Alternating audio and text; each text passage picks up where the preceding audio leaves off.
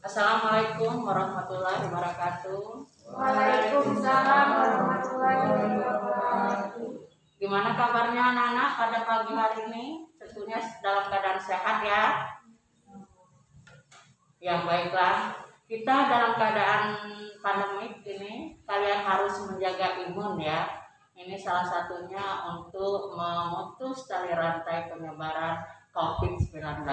Baiklah anak-anak, pada pagi hari ini Ibu akan memberikan mata pelajaran Bahasa Indonesia kelas 9 semester 1, yaitu judulnya Laporan Percobaan. Tentunya anak-anak sudah mendengar percobaan.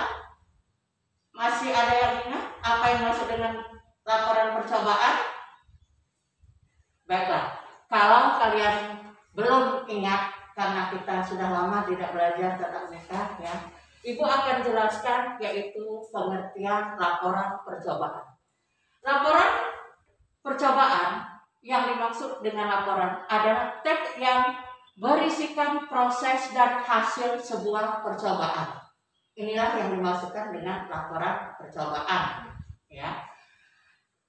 Yang di dalam laporan ini bisa kalian buka buku yang ada di depan meja kalian masing-masing, itu pada halaman 10 sampai nanti selesai materi yang Ibu berikan ya. Silakan dibuka anak-anak pada halaman 10 ya, di situ kalian akan menemukan materi yang Ibu berikan pada pagi hari ini.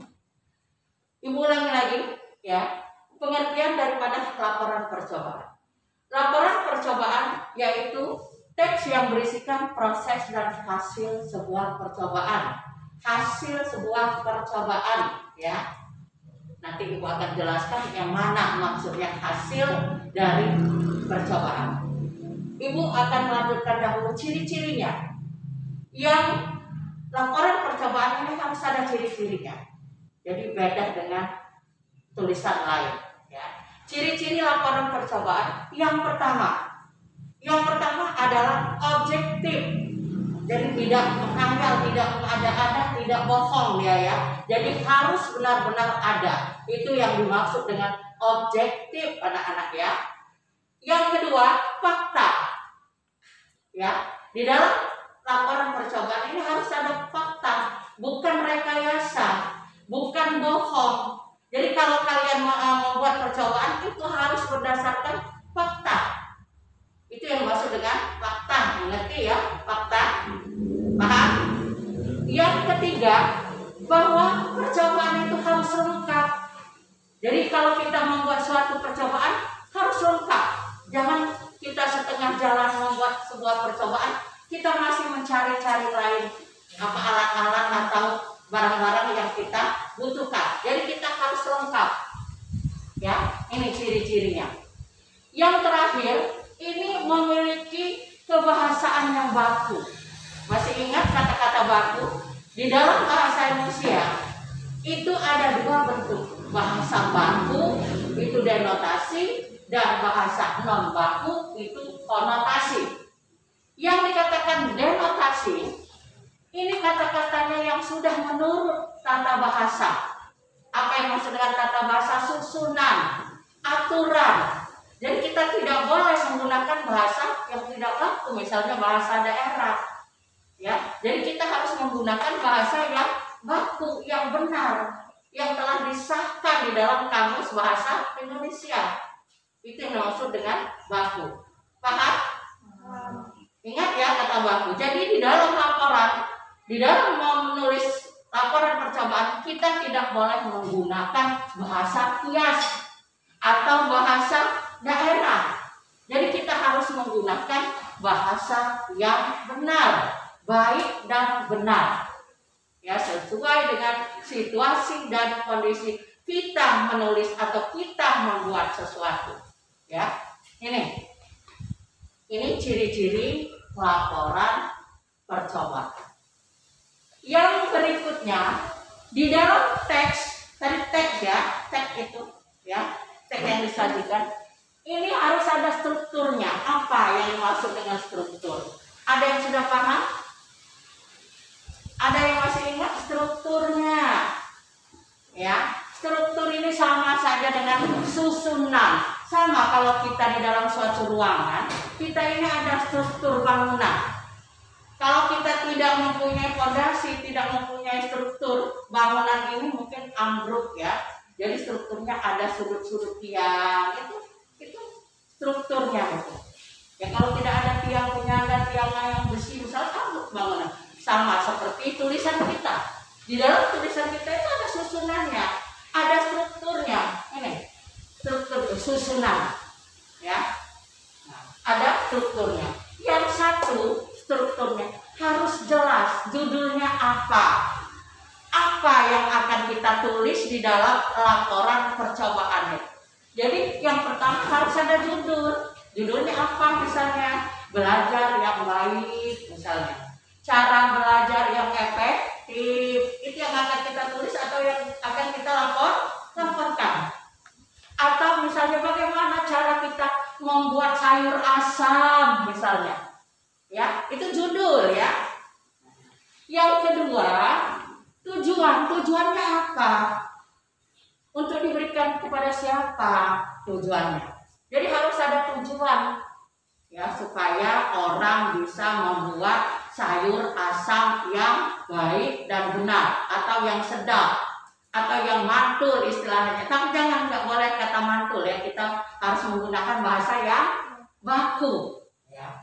Yang ketiga, kita harus siapkan dahulu bahan dan alat.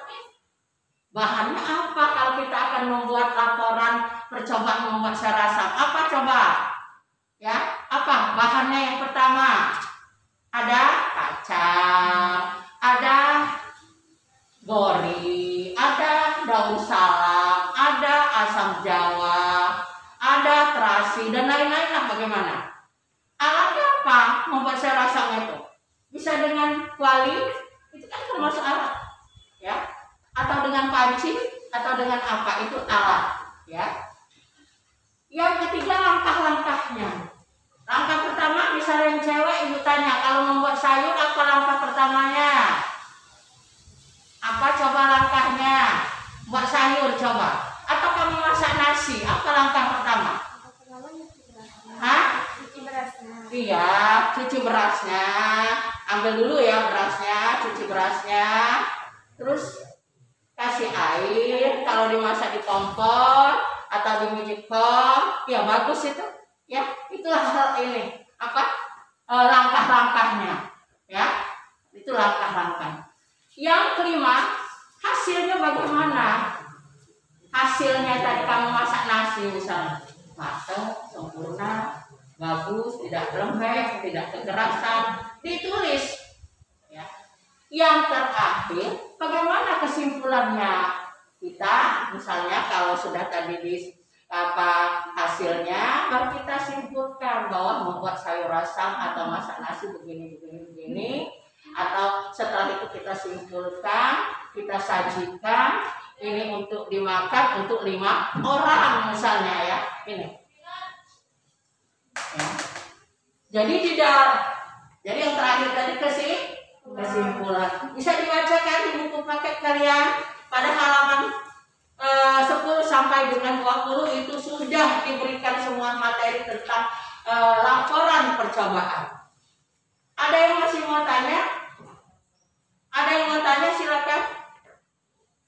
Bagaimana? Baiklah, kalau tidak mau bertanya, ibu jelaskan lagi, ibu ulangi lagi ya. Yaitu pada materi kita pada pagi hari ini, yaitu laporan percobaan. Ya, pengertian laporan percobaan itu adalah teks yang berisikan proses ya dari hasil sebuah percobaan. Ya, kita akan mencoba apa? Misalnya kita akan membuat tapak meja yang ada di depan kalian. Ya, bagaimana prosesnya? Ya, bagaimana hasilnya? Bagaimana bahannya, alatnya, kan di situ. Nah, jadi di sini adalah sebuah atau hasil sebuah percobaan.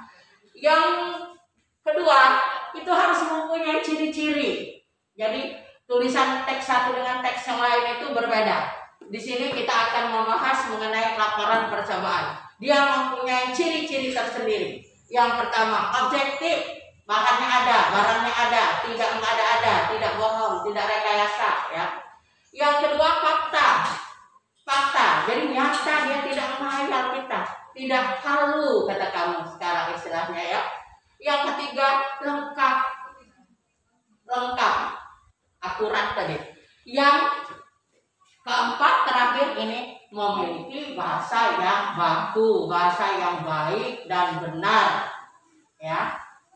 Nih ciri-cirinya. Yang terakhir adalah struktur laporan percobaan. Jadi strukturnya itu harus ada judul, ya. Judulnya apa tadi? Membuat taplak meja dan membuat tempe yang benar, ya. Terus tujuannya untuk apa? Harus ada tujuan. Yang ketiga bahan dan alatnya harus lengkap, ya. Itu. Terus terakhirnya langkah yang keempat itu bagaimana langkah-langkahnya, step demi step, ya. Yang berikutnya hasil daripada percobaannya, bagaimana hasilnya. Yang terakhir adalah kesimpulan, ya. Ini jelas? Kalau memang jelas, ya pelajaran hari ini Ibu akhiri, ya. Jangan lupa diulang-ulang di rumah, ya. Diulang di rumah, ya. Untuk tugas di rumah, ya, kalian baca di situ ada teks laporan yang ada di buku paket kalian, ya. Kalian cari, ya, identifikasilah, ya, teks laporan tersebut. Yang pertama, sebutkan ciri-ciri. Yang kedua, sebutkan strukturnya. Yang ketiga, ya, kamu buat kesimpulan. Jadi ada 3, ya. Ada yang belum jelas? Ada yang mau bertanya lagi? Kalau tidak, Ibu akhiri pelajaran hari ini dengan ucapan Assalamualaikum